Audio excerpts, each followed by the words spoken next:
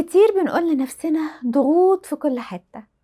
ضغوط جوه البيت، ضغوط بره البيت، ضغوط في الشغل، ضغوط في المجتمع، ضغوط جوانا وضغوط برانا. يا سلام لو نعيش في جزيرة معزولة هادية كده بعيدة عن أي ضغوط. مم.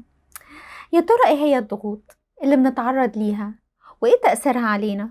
ايه معنى الضغوط؟ وهل ممكن تكون الضغوط دي أشياء إيجابية جدا في حياتنا؟ وإيه ظاهرة الاحتراق النفسي دي وإزاي نتجنبها؟ ده اللي هنتعرف عليه النهاردة في حلقتنا من نيو لوك لايف. قبل ما نبدأ بفكرك تعمل لايك وسبسكرايب وتفعل زر الجرس عشان يوصلك كل جديد، ويلا بينا.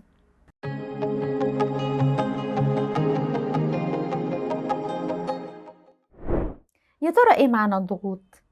بنستخدم تعبير الضغوط ده عشان نعبر عن مسؤوليات كتير وأعباء مالية ومادية متزايدة ومتغيرات نفسية زي الانتقال من مرحلة لمرحلة تانية في عمرنا، من الطفولة للمراهقة للشباب لمرحلة منتصف العمر للشيخوخة، أو تغيرات اجتماعية زي الزواج أو الانفصال أو الانتقال لمنزل جديد أو هجرة، أو اقتصادية زي فقد الوظيفة أو ديون وغيرها.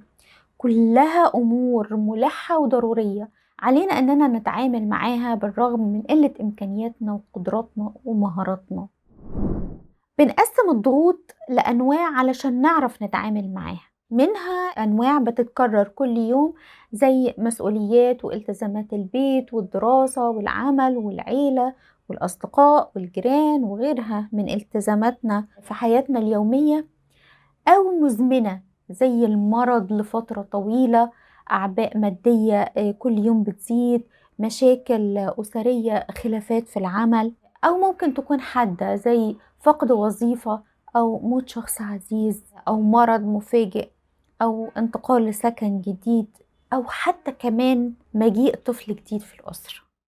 وهنا عايزة أفرق ما بين المشاكل والضغوط. المشاكل دي زي أعباء مالية زيادة، ديون، صراعات في العمل، مشاكل زوجية. المشاكل هي جزء من الضغوط ومن أهم أسبابها القوية والمؤثرة، لكن الضغوط مفهومها أعم وأشمل من مجرد مشاكل.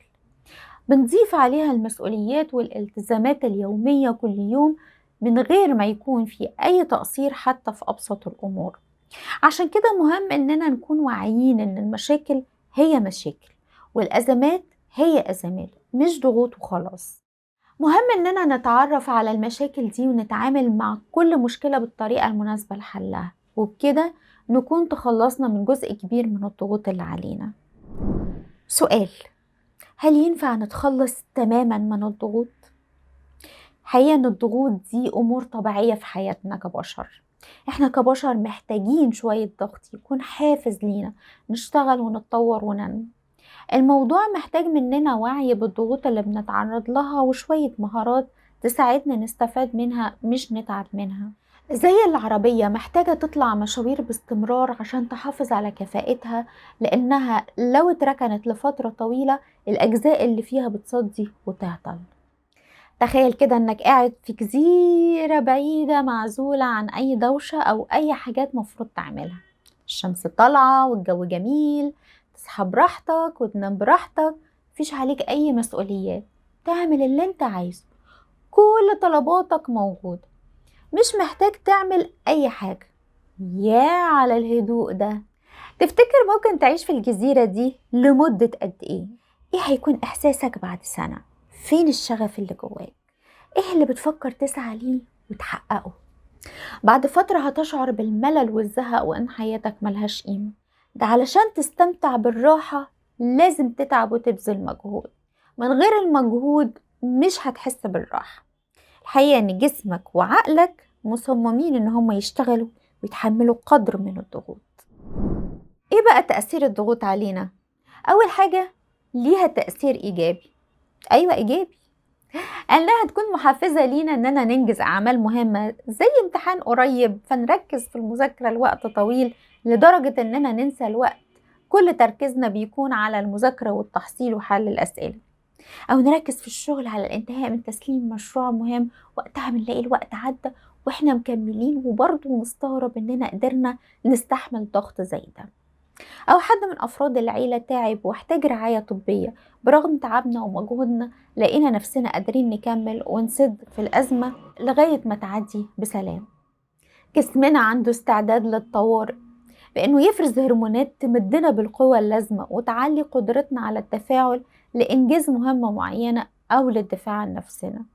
كمان بتعلي تركيزنا ودرجة انتباهنا لمواجهة المخاطر والأزمات. وكأنك في ماتش ملاكمة، طول ما انت قادر تتفادى ضربات الخصم وتتعامل معاها وتكسب نقط وقادر تحقق الفوز، انت في السيف سايد بالرغم من ضغط الخصم والمباراة عليك. متعة الفوز بتخليك تنسى كل التعب والإرهاق وشدة الأعصاب اللي كنت فيها. كمان بيديك شعور بمتعة الإنجاز وزيادة ثقتك في نفسك وتطوير مهاراتك وقدراتك. لكن لما تبقى ضربات الخصم بين قوسين ضغوط الحياة أعلى من إمكانياتك ومهاراتك وقدرتك على التكيف والمرونة، تبتدي هنا تظهر الآثار السلبية. المشكلة بتكون في إننا مش بنعرف نتعامل مع الضغوط بكفاءة. شفنا الجانب الإيجابي، تعالوا نتعرف على الآثار السلبية للضغوط. مع زيادة تراكم الضغوط علينا من غير ما نتعامل معاها صح، يبتدي الجسم يتكلم ويعبر عن الضغط بأمراض بنسميها أمراض سايكوسوماتيك أو نفس جسمانية، يعني السبب فيها نفسي، زي الإرهاق والصداع وألم في المعدة والقولون العصبي وارتفاع في ضغط الدم والسكر، سرعة ضربات القلب، فقدان الشهية أو العكس زيادة الأكل، وكمان أنواع الأمراض المتعلقة بالمناعة الذاتية. وجد العلماء أن أكثر من 90% من الأمراض العضوية ترجع لأسباب نفسية، وده بيأكد أن أي ضغط نفسي بنتعرض له بيأثر بشكل مباشر على أجسامنا. في كمان بتظهر اضطرابات شعورية، تبتدي تظهر أعراض القلق والتوتر والخوف والغضب والإحباط، وكمان اضطرابات عقلية. هنا الشخص بيعاني من التشتت وعدم القدرة على التركيز، يكون مرتبك ومتردد في اتخاذ قراراته. مع زيادة الضغوط لفترة طويلة وعدم القدرة على التعامل معها بشكل صحيح، ممكن نوصل لظاهرة الاحتراق النفسي، وهي حالة من الإجهاد الجسدي والنفسي المتعلق بمتطلبات الحياة. بتكون نتيجة زيادة تراكمات وضغوط مش متوافقة مع مهاراتك وإمكانياتك، وبالتالي بتبقى مش قادر تتعامل معاها. في النهاية تكون خلصت طاقتك ومش قادر تعمل أي حاجة وفقدت السيطرة على زمام حياتك، وبتكون النتيجة الاستسلام والإحباط واليأس. هنا الخطورة، ولازم تكون ليك وقفة. مهم قوي انك تاخد بالك انك ما توصلش للمرحلة دي. قبلها لازم تقف وتراجع قيمك وامكانياتك عشان تعرف انت رايح فين، وتسأل نفسك هل انت محتاج تطور نفسك في مهارات زي إدارة الوقت والتخطيط والتفويض مثلا، او تشوف ايه من الضغوط دي لازم تتخلص منها فورا لانها كده رايحة تستهلك طاقتك وتأثر عليك بشكل سلبي. لو مش عارف، اطلب مساعدة متخصص. ازاي تعرف نفسك انك في السيف سايد وانك ما وصلتش لمرحلة الاحتراق النفسي؟ طول ما الضغوط بتطلع منك ايجابيات وامكانيات وقدرات من جواك، يبقى هنا الضغط مفيد وبنعتبره صحي. زي ما تكون في جلسة جيم عمال تضغط على عضلاتك عشان تحرق الدهون وتبني كتلة عضلية، لكن في وقت ما ينفعش تكمل كده ولازم تعمل ستوب. اول ما المؤشرات والنتائج السلبية اللي اتكلمنا عنها تبتدي تظهر، ده جرس انذار وضوء احمر بينور قدامك. لان الموضوع كبير قسمناه على حلقتين. في حلقة النهاردة تعرفنا على انواع الضغوط ومسبباتها.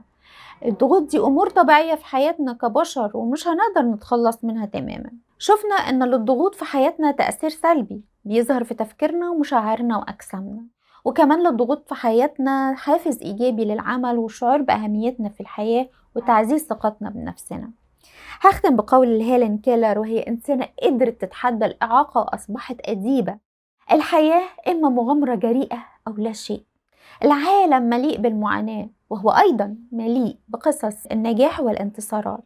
أبواب السعادة كثيرة، ولكن أحيانا البشر يقفون عند الباب المغلق ولا ينتبهون للأبواب الأخرى المفتوحة. برحب بأسئلتكم واستفساراتكم، ونكمل استراتيجيات مواجهة الضغوط في الحلقة اللي جاية إن شاء الله من يو لوك لايف.